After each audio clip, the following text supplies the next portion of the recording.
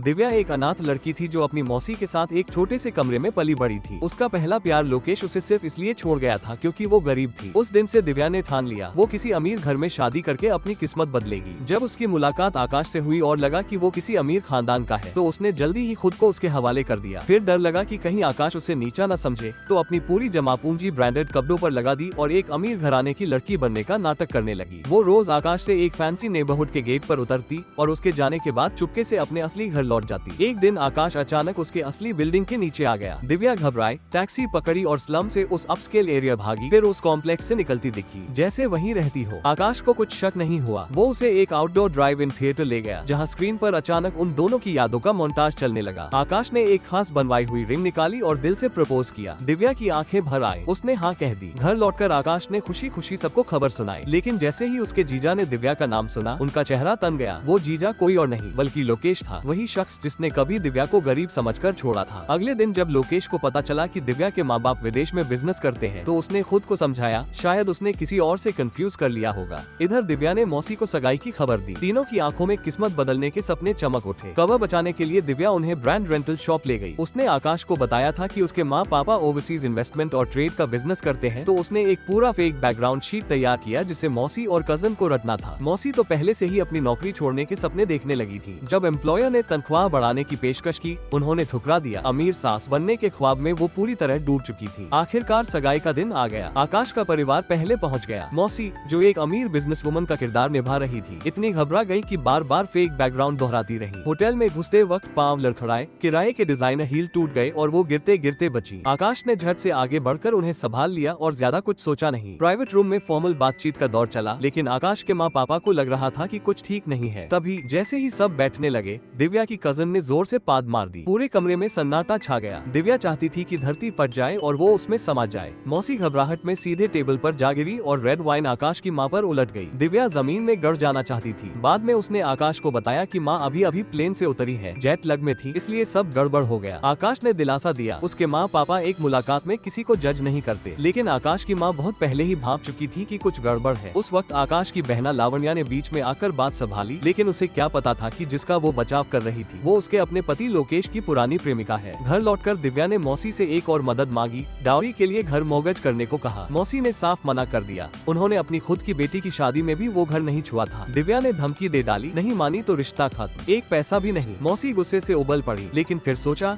दिव्या एक बड़े टाइकून घराने की बहू बनेगी तो शायद फायदा मिले। मन मारकर राजी हो गई। अगली सुबह दिव्या आकाश के घर पहुंच गई। होने वाली सास को मनाने के लिए खुद चाय पानी परोसने लगी, लेकिन एक टाइकून की पत्नी इतनी भोली नहीं थी। दिव्या की यह ओवरडन कोशिश उन्हें और खटकने लगी। रात को डिनर पर उन्होंने आकाश से कहा, इस शादी पर ठीक से सोचो, दिव्या में कुछ है जो छुपाया जा रहा है और वो कोई सेटल लड़की नहीं लगती। लेकिन आकाश का फैसला पक्का था, दिव्या से शादी करेगा चाहे घर छोड़ना पड़े। माँ बेटे की जिद के आगे झुक गई। आकाश ने दिव्या को खुशखबरी दी। सुनकर दिव्या की आंखें चमक उठी। उसका सपना जो उसने उस दिन से बुना था जब लोकेश ने उसे छोड़ा था अब पूरा होने वाला था। लेकिन डिनर के बाद जैसे ही वो बाहर निकलने लगी बाथरूम के पास अचानक सामने लोकेश खड़ा था। दोनों एक दूसरे को देखकर थिथक गए। न उसने सोचा था न उसने कि यहाँ इस तरह फिर मुलाकात होगी। लावण्या ने पहली बार अपने पति के लिए खास रात की तैयारी में एक सेक्सी लॉन्जरे खरीदी, लेकिन घर आकर बॉक्स खोला तो अंदर एक पुरानी लेदर शूज की जोड़ी निकली। वो हलमाल इल गई। उधर जतिन अपनी माँ का जन्मदिन मना रहा था। उसने खुशी खुशी तोहफा दिया और माँ ने खोला तो अंदर सेक्सी लॉन्जरे थी। जतिन भी हैरान, उसे पूरा यकीन था कि उसने शूज ही रखी थी। उसने बात संभालने के लिए कहा, दुकान वाले ने गलती से बदल दिया होगा। लेकिन माँ नाराज नहीं हुई बल्कि खुश हो गई। उन्हें लगा बेटे की कोई गर्लफ्रेंड है, उसी के लिए लाया था और गलती से उनका तोहफा बदल गया। असल में हुआ ये था, जतिन ने शॉपिंग बैग वहीं रखी थी जहाँ लावण्या की बैग थी। लावण्या गलती से जतिन की बैग उठा ले गई। जब दोनों सामान वापस करने मिले तो पता चला कि लावण्या शूज फेंक चुकी थी। उसने पैसे देने की पेशकश की,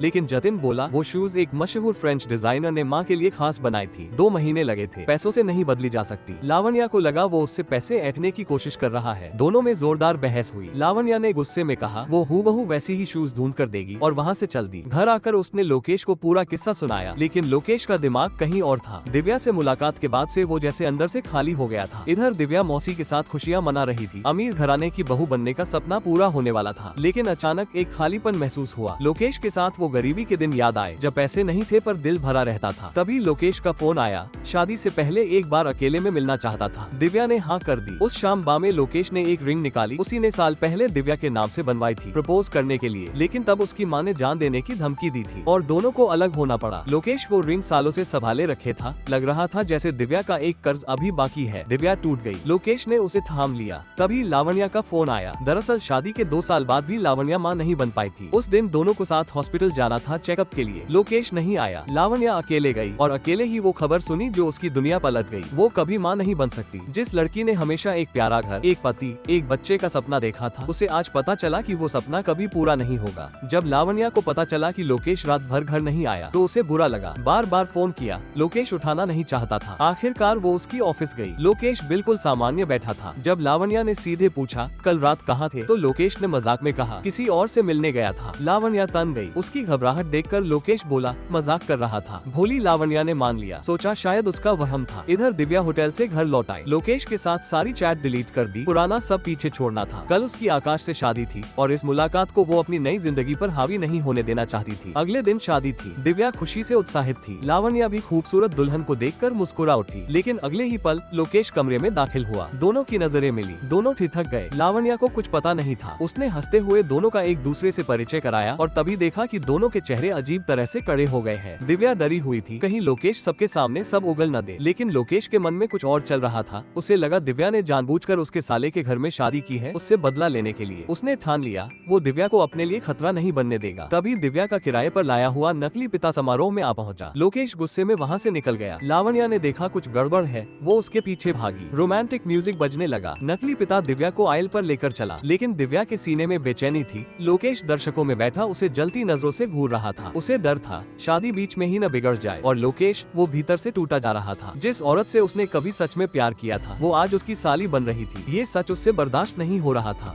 शादी के कुछ ही समय बाद लावण्या ने सच उजागर कर दिया। नकली माँ और नकली पिता दोनों। दिव्या को लगा था कि वो कम से कम पिता वाला झूठ बचा लेगी, लेकिन लावण्या पहले से जांच कर चुकी थी। दिव्या पूरी तरह बेनकाब हो गई। जब लावण्या ने गुस्से में घर छोड़ने को कहा, दिव्या उसके पांवों में गिर पड़ी। पास खड़े मानसिक रूप से कमजोर आकाश भी बार बार दिव्या के लिए गुहार लगाता रहा। लावण्या थकी हारी वहाँ से चल दी। उसे गहरा पछतावा था कि उसने ऐसी औरत को अपने भाई से मिलवाया। लेकिन इसी में दिव्या को मौका मिल गया। वो लावण्या के कमरे में गई और नाटक किया। बोली उसने सिर्फ प्यार की वजह से झूठ बोला था और आकाश को सब पता था। दोनों ने मिलकर सब प्लान किया था। तभी आकाश कमरे में आ गया, लेकिन दिव्या ने जो स्क्रिप्ट रटाई थी उसे एक शब्द याद नहीं था। दिव्या ने फौरन पेट दर्द का नाटक किया। बोली प्रेगनेंसी पर असर पड़ रहा है। लावण्या घबरा गई और उसने लोकेश को हॉस्पिटल बुला लिया। दिव्या ने डॉक्टर से कहकर कुछ दिन ऑब्जर्वेशन में रुकने का इंतजाम कर लिया। लोकेश भागा भागा हॉस्पिटल पहुंचा और लावण्या को ही दोष दे डाला। इतनी जल्दी प्रेग्नेंट बहू को परेशान क्यों किया, और पिताजी की तबीयत पहले से ठीक नहीं, अगर उन्हें पता चला तो और मुसीबत होगी। अभी दिव्या का बैकग्राउंड मत उजागर करो। लावण्या को सच में गिल्ट हो आया। उसे खुद कभी प्रेगनेंसी का अनुभव नहीं था, तो उसे नहीं पता था कि शुरुआती दिनों में कितना नाजुक वक्त होता है। बेचारी लावण्या नहीं जानती थी ये सब एक एक्ट था। दिव्या चाहती थी कि इस बेबी की आड़ लेकर लावण्या को हमेशा के लिए दबा कर रखे, और हुआ भी यही। वो तरह तरह के खाने की फरमाइशें करती और लावण्या चुपचाप पूरी करती। एक दिन लावण्या खुद सामान लेने जाने वाली थी कि अचानक उसे उबक आया। लोकेश ने हॉस्पिटल जाकर जांच कराने को कहा और जब रिपोर्ट आई लावण्या भी मां बनने वाली थी। इतने लंबे इंतजार के बाद ये खुशखबरी सुनकर पूरे घर में रौनक आ गई। घर के मालिक और उनकी पत्नी के चेहरे पर वो मुस्कान लौटी जो न जाने कहां खो गई थी। दिव्या ने ऊपर से बधाई दी, लेकिन उसके दिमाग में पहले से एक साजिश पकने लगी थी। लावण्या का ये बच्चा उसे नहीं चाहिए था। दिव्या ने एक्सपायर्ड प्रेगनेंसी पिल्स का एक पत्ता जुटाया और चुपके से फ्रिज में रखी लावण्या की असली पिल्स की जगह बदल दिया। उधर लावण्या बेफिक्री से मॉल में बेबी का सामान खरीद रही थी। घर आकर उसने रोज की तरह पिल्स निकाली और दिव्या पास छुपकर देखती रही जब तक उसने एक एक गोली निगल नहीं ली। उस दिन पूरा परिवार आकाश को अम्यूजमेंट पार्क ले जाने की तैयारी में था। दिव्या भी सज धज कर निकली। प्लान था कि आकाश को लावण्या पर थोप दे और लोकेश के साथ वक्त बिताए, लेकिन वहाँ लावण्या लोकेश से चिपकी रही। दिव्या चिढ़ गई। उसने आकाश को ड्रिंक लाने भेजा और खुद नजरें बचाकर गायब हो गई। लावण्या को जैसे ही पता चला कि भाई कहीं दिख नहीं रहा, वो घबरा गई। पेट में हल्का दर्द पहले से था और अब भाई के गायब होने की घबराहट में वो बेचैन हो उठी। दिव्या दूर खड़ी यह सब देख रही थी, लेकिन वो यह नहीं चाहती थी कि आकाश सच में खो जाए, और हुआ वही जो नहीं सोचा था। खबर सुनकर घर पर पिताजी, जो अभी अभी एक गंभीर बीमारी से उठे थे, वहीं बेहोश हो गए। माँ की हालत भी खराब थी। रात हो गई। आकाश का कोई अता पता नहीं। लावण्या घर पर बैठी पछताती रही। अगर भाई को कुछ हो गया तो वो भी जीकर क्या करेगी। पेट दर्द के बावजूद वो खुद निकल पड़ी तलाश में। रास्ते में गाड़ी का पेट्रोल खत्म हो गया। घबराकर लोकेश को कॉल किया। पता चला वो दिव्या के साथ डिनर पर है और दिव्या ने पहले ही उसका फोन चुपके से बंद कर दिया था। मजबूरन लावण्या ने जतिन को कॉल किया। जतिन ने एक पल नहीं लगाया, तुरंत आया और दोनों भाई को ढूंढने निकल पड़े। तभी पुलिस का कॉल आया कि शायद आकाश मिल गया है। दोनों भागे। जतिन बार बार कह रहा था घबराओ मत, सब ठीक होगा, लेकिन लावण्या की एक ही धुन थी,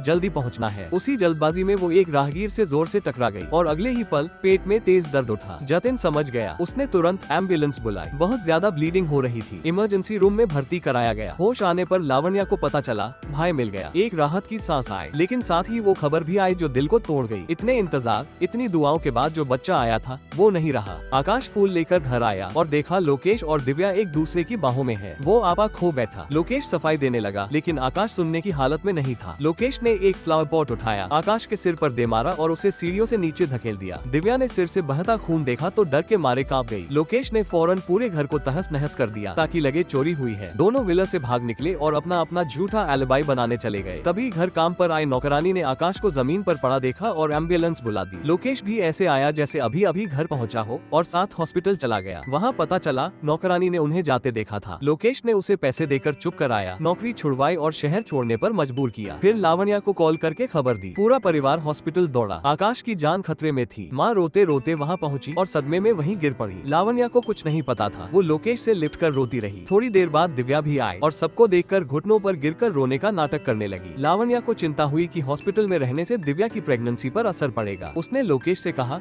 दिव्या को उसके घर छोड़ आओ। गाड़ी में दोनों ने एक दूसरे को दिलासा दिया और दिल में एक ही दुआ थी कि आकाश उस हॉस्पिटल बेड से कभी न उठे। अगले दिन लोकेश से रहा नहीं गया। मौका देखकर वो आकाश के कमरे में घुसा और देखा कि वो ठीक होने लगा है। उसने आकाश का गला दबा दिया। तभी लावण्या वहाँ आ पहुँची। भाई होश में था। डॉक्टर ने बताया सिर पर इतनी गहरी चोट लगी कि आकाश की पूरी याददाश्त चली गई है। ये सुनते ही पिताजी का ब्लड प्रेशर अचानक बढ़ गया और वो वहीं गिर पड़े। होश में आने पर उनके पास एक ही रास्ता था, कंपनी की जिम्मेदारी फिलहाल दामाद लोकेश को सौंप दो। और यूं लोकेश वाइस चेयरमैन की कुर्सी पर जा बैठा। लावण्या को लोकेश पर एक परफ्यूम की खुशबू आई, वही खुशबू जो उसने 2 दिन पहले सिर्फ दिव्या को दी थी। लोकेश ने फटाफट कहा लैब में रहते रहते लग गई होगी। फिर चुपके से दिव्या को कॉल करके बताया कि वो परफ्यूम तुरंत बदल दे। दिव्या ने सोचा यही मौका है। वो सीधे लावण्या के पास गई और बोली लगता है लोकेश किसी और से मिल रहा है। लावण्या ने ज्यादा तवज्जो नहीं दी। दिव्या ने देखा बात काम नहीं आए तो गहरी लाल लिपस्टिक लगाई, एक टिश्यू पर निशान छोड़ा और लोकेश की जेब में चुपके से डाल दिया। लोकेश ने भी दिव्या को लावण्या वाला परफ्यूम दे दिया ताकि आगे कोई गड़बड़ न हो। जब लावण्या को वो लिपस्टिक वाला टिश्यू मिला उसके मन में शक घर कर गया। अगले दिन दिव्या ने लोकेश की शर्ट पर फिर एक निशान छोड़ा और इस बार लावण्या को यकीन हो गया। सालों का भरोसा एक झटके में टूट गया। दिव्या ने ऊपर से दोस्त बनने का नाटक किया, बिना सबूत के कुछ मत करो। लेकिन लावण्या अब बैठने वाली नहीं थी। एक दिन उसने जतिन को बहाना बताया, जल्दी ऑफिस से निकली और सीधे लोकेश के ऑफिस पहुंच गई। दरवाजा खोला और जो देखा उसने साबित कर दिया कि इतने सालों की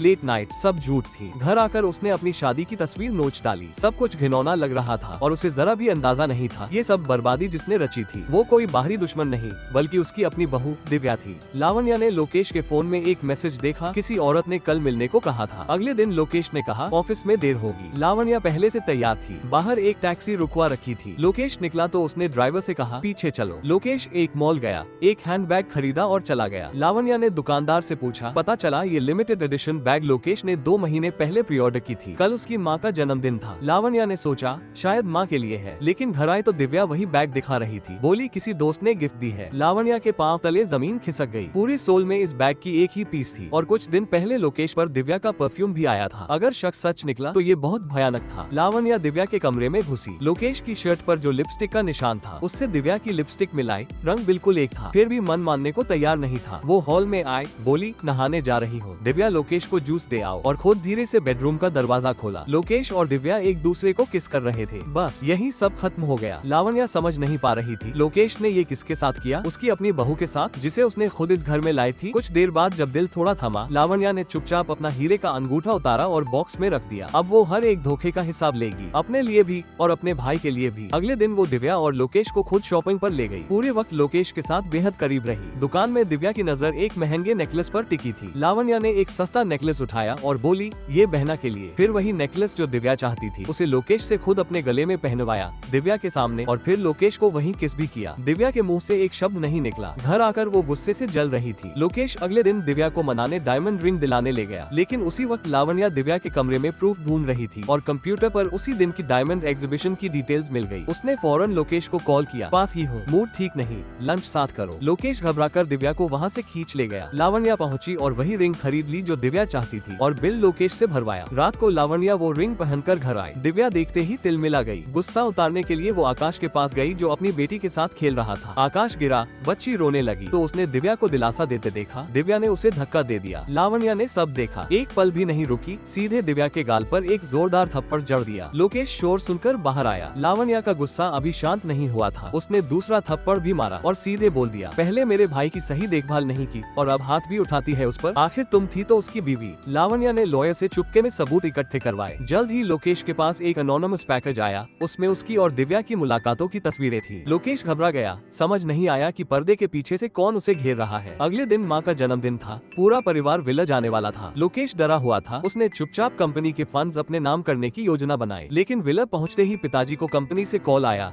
दामाद ने हिसाब में हेराफेरी की है। वो गुस्से में कंपनी की तरफ निकल पड़े। रास्ते में लोकेश और दिव्या को एक साथ देख लिया। अब छुपाने को कुछ नहीं बचा था। लोकेश ने सब उगल दिया। उसने लावण्या से शादी ही इसलिए की थी क्योंकि उसे यकीन था कि पिताजी ने उसके पिता को मरवाया था। पिताजी लाख कहते रहे, उनका उस मौत से कोई वास्ता नहीं। लोकेश ने नहीं माना। फिर लोकेश ने एक और बम फोड़ा। घर की नन्ही बच्ची आकाश की नहीं, उसकी और दिव्या की बेटी है। पिताजी ने गुस्से में लोकेश को धकेला। दोनों में मारपीट हो गई। पिताजी गाड़ी में बैठकर भागे। ये दरिंदा उनकी दौलत पर कब्जा नहीं कर सकता। उन्होंने अपने लॉयर को कॉल करके वसीयत बदलने को कहा और फोन पर एक मैसेज रिकॉर्ड किया, अगर मुझे कुछ हुआ तो समझना लोकेश ने किया। अभी बात पूरी भी नहीं हुई थी कि लोकेश ने उनकी गाड़ी का व्हील झटक दिया। गाड़ी सीधे खाई में जा गिरी। लोकेश वापस विला लौटा। सबके लिए तोहफे भी लेकर आया। तभी माँ के फोन पर हॉस्पिटल से कॉल आया, पति का एक्सीडेंट हुआ है, बचाया नहीं जा सका। जन्मदिन की शाम पति की मौत की खबर में बदल गई। इसके बाद लोकेश सीधे कंपनी गया। लॉयर को रिश्वत दी। पिताजी की मौत को ऑफिशियली टैक्स एवेजन के गिल्ट में आत्महत्या लिखवा दिया और कंपनी अपने नाम कर ली। दिव्या सीधे मौसी के घर गई और मॉल का सबसे बड़ा वार्डरोब मंगवा लिया। मौसी हैरान थी,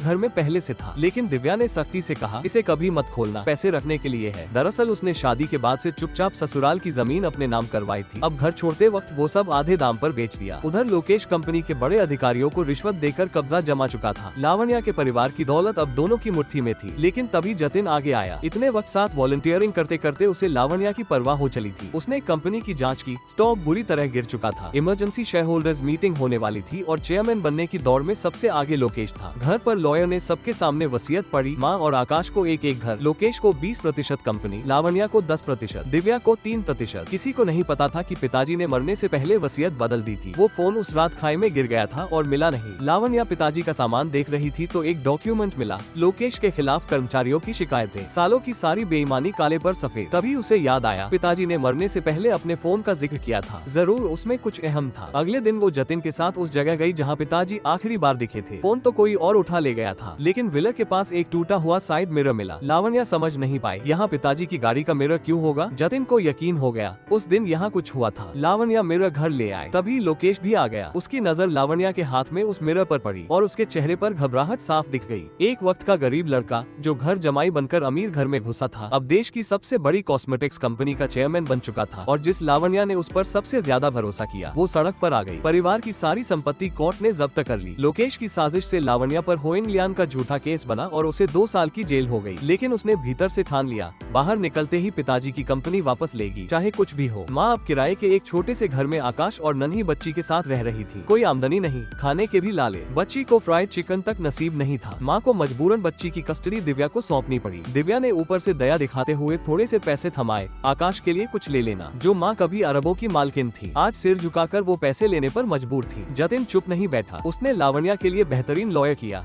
सजा कम करवाई और माँ को एक नौकरी दिलवाई। लावण्या जल्दी रिहा हो गई, लेकिन जेल में उसने जतिन की एक भी मुलाकात कबूल नहीं की थी। वो नहीं चाहती थी कि वो उसकी वजह से और कुर्बानी दे। रिहाई के दिन भी जतिन सामने नहीं आ सका, बस दूर खड़े होकर चुपचाप देखता रहा। बाहर आकर लावण्या ने देखा, माँ और भाई एक दूरदराज की बस्ती में रह रहे हैं। कलेजा मुंह को आ गया। माँ सफाई का काम कर रही थी, थकी, दर्द से चूर। तभी माँ की नजर लावण्या पर पड़ी। वो नहीं चाहती थी कि बेटी उन्हें इस हाल में देखे। छुपने की कोशिश की और सामने आए एक मेहमान से जा टकराई। जो लड़की कभी इस कंपनी की मालकिन थी, उसे आज उसी कंपनी के सिक्योरिटी गार्ड ने बाहर धकेल दिया। लोकेश के डर से कोई लावण्या को नौकरी देने को तैयार नहीं था। मजबूरन वो उसी क्लीनिंग कंपनी में सेल्स का छोटा सा काम करने लगी जहाँ उसकी माँ काम करती थी। उधर दोनों ऐश की जिंदगी जी रहे थे। पड़ोसी दिव्या से रश्क करते, कितना कामयाब पति है। दिव्या ये सब सुनकर फूली नहीं समाती थी। तभी अचानक पूरे नेबरहुड में फ्लायर्स चिपकने लगे, दिव्या के पुराने कारनामों की पूरी कहानी। पड़ोसी हैरान, दिव्या घबराई। करवाई, भागकर सब नोच डाले। लेकिन अगली सुबह फिर से पूरा इलाका फ्लायर्स से पट गया। दिव्या ने सिक्योरिटी फुटेज मंगवाए। फ्लायर्स चिपकाने वाला शख्स आकाश जैसा दिख रहा था। दिव्या कांप गई। उसे लगा आकाश की याददाश्त वापस आ गई और वो बदला लेने आया है। लोकेश को ये बेतुका लगा। उसके हिसाब से आकाश 5 साल के बच्चे से भी कम समझ रखता है। ये प्लान वो नहीं कर सकता। उसे यकीन था लावण्या इस सब के पीछे है। लेकिन जो अगले दिन हुआ लोकेश ने सोचा भी नहीं था। अपनी कंपनी के नए प्रोडक्ट लॉन्च पर वो स्टेज पर स्पीच दे रहा था। तभी किसी ने उसके नाम की अर्थी और उसी की तस्वीर वाला शोक फ्रेम भिजवा दिया। लोकेश आग बबूला हो गया। रिपोर्टर्स टूट पड़े। इसका क्या मतलब है? असिस्टेंट किसी तरह उसे बाहर ले गया। बाहर निकले तो भीड़ में रिपोर्टर के भेष में लावण्या दिखी। लोकेश ने आदमियों से उसे पकड़वा लिया। उसे पूरा यकीन था ये सब लावण्या का किया धरा है। लेकिन जब लावण्या ने वो तस्वीर देखी तो बस एक चालाक मुस्कान आई। लगता है तुम्हारे दुश्मन बहुत है। दिव्या ने बच्ची का पैटर्निटी टेस्ट करवाया और रिपोर्ट देखकर दंग रह गई। असली पिता आकाश था, लोकेश नहीं। वो जानती थी लोकेश उसके साथ सिर्फ इसलिए है क्योंकि उसे लगता है यह उसका बच्चा है। सच सामने आया तो सब बर्बाद हो जाएगा। तभी लोकेश ने ऑफिस बुलाया। उसने 2 अरब में 2 मशहूर पेंटिंग्स खरीदी थी। एक दिव्या को घर ले जाने को दी। लेकिन अगले दिन ऑफिस में एक पेंटिंग पर ग्राफिटी देखकर वो आग बबूला हो गया। उधर दिव्या ने लोकेश को खोने से बचाने का रास्ता निकाला। आकाश का एक बाल लेकर लोकेश के नाम से नया पैटर्निटी टेस्ट करवाना था। वो चुपचाप आकाश के घर घुसी,